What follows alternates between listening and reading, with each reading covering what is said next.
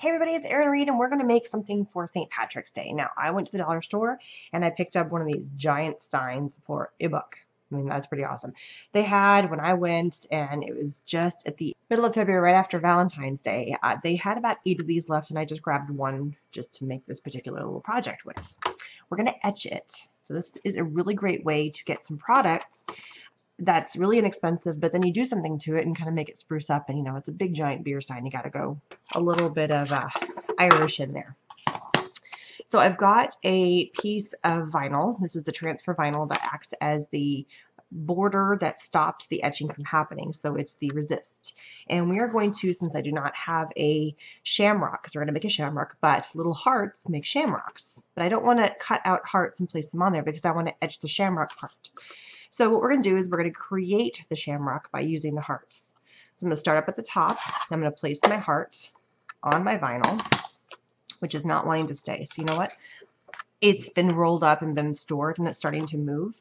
And I want to make sure that this thing does not shift on me. So I'm going to take my fancy dancy washi tape, get a couple pieces, and actually tape it down to my cutting thing. Now, if you've got something that you can cut vinyl with, by all means, you can obviously put in if you've got a Cricut or electronic cutter, but what if you don't have those fancy things and you want to create something?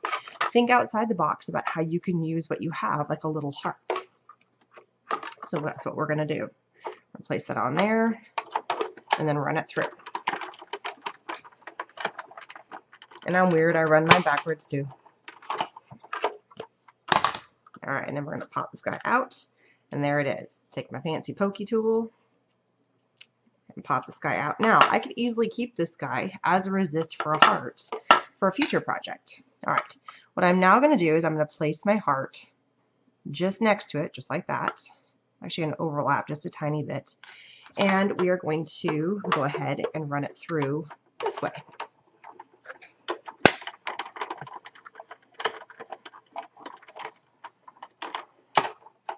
This also works if you have a punch. See, there's the beginning of our shamrock.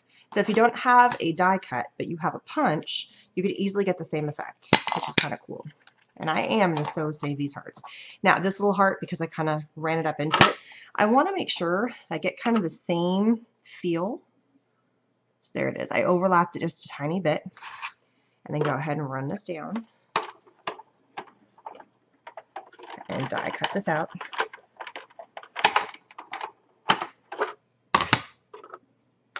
And look at that, it's the beginning of our shamrock. What's the only thing we're missing is the stem, which we are going to come in and we're going to hand cut that. Look how easy that was, right? Okay, so now remove my washi tape from here. And I'm just going to come in, just with my scissors. I'm going to cut myself a little stem. Just like that. And there I go, got myself a little shamrock. You could do a straight stem, you could do kind of whatever stem you want to. Alright, now we're going to get prepped to etch. Okay, so I've just placed down a mat because I don't want to get my bottom mat all messy with some of the etching cream. I have my etching cream from Etched, and all I'm going to do is I'm going to etch this space right here. That's it, on my mug. So we're going to come in, and the first thing is I'm going to separate the piece. There's a backing piece to this. I'm going to go ahead and separate this out as best as I can. And I'm going to place it on there. And I want to make sure it gets on there nice and neat, well, without creating any bubbles. We're on a curved surface, so you got to be careful. And you just kind of keep placing it until you feel like you've got the shape you want. Flat surfaces are a heck of a lot easier, but this will work. You just got to kind of play with it. You get in there and lay it down right how you want it. And then the key thing is, everywhere on these edges, get in there and really rub it well to make sure there's no air bubbles. Because if you've got an air bubble, I'm not worried about up here, because that part's not going to ever have a problem. But if you've got a little bit of an air bubble, like right there, I want to make sure I get that really firmly in there.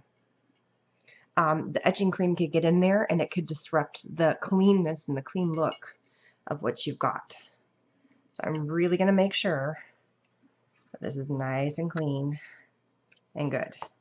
I'm only going to do the one side right here, and I kind of lined it up so it would be somewhat centered between the handle. I didn't want it all the way at the bottom. I didn't want it super top, so I'm kind of centering it right where I feel like the natural place for it would be.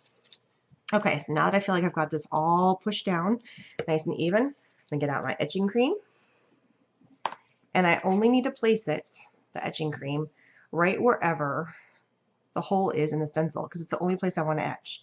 I'm not doing the rest of the jar, just where the shamrock is. So I'm just going to lay it on there. Nice, good, thick coat. And it takes 15 minutes. So once this gets on here, I'm going to let this rest for 15 minutes. And then we're going to scrape it off because this is reusable. That is a beautiful thing about this. Let this sit for 15 minutes. I'm going to clean off this little sponge thing right here, and then we're going to scrape all that off, put it back in our jar, and you're going to see how pretty this is. Okay, so I've let this sit for a little longer than 15 minutes, and that's absolutely fine. You do not have to be super right on the clock with this stuff. If it even sits for a few hours, not a problem. At this point, all I'm going to do is I'm going to take my squeegee and take my jar and squeegee it off, making sure that I don't touch any other part that I don't want to have etched. So I don't want to run this liquid into, like, on this part or this part. So I'm just being very careful to make sure I don't get it into those spaces. Now, obviously, if it just a tiny bit touches, it's going to be okay because I'm not going to let it sit there for too terribly long. So wipe as much off as I possibly can because this stuff is reusable. Now, you're going to have a little bit of waste every time you do it, and that's fine. So, but I've had this little jar, and I've done a ton of projects with just a tiny little jar. All right, got to clean off my little squeegee. The next step is you're going to take it over to the sink and wash it with a little soapy water. Just regular water. Do not take the vinyl off yet. You want to clean off this entire surface. I'm going to also clean the squeegee, and then we'll be right back, and I'll show you what the next step is. So I've rinsed off my little squeegee, and I have completely rinsed off this in the sink. Now, when you do this, you want to make sure, because this also etches porcelain, that you're not cleaning this off inside a porcelain sink, because it will end up etching it. So stainless steel, it's fine. Give it a good rub. Clean that all off. And then you can see there's already starting to be a little bit of pullage happening. So I'm just going to go ahead and pull off my vinyl. Now that I know I've cleaned it and I've gotten all my etching solution off, pull that off and then start wiping it down. And there it is. Look how cool that is. Let me get a little better image on the black. You guys can see it better. And there it is. A cool shamrock. Look how fun.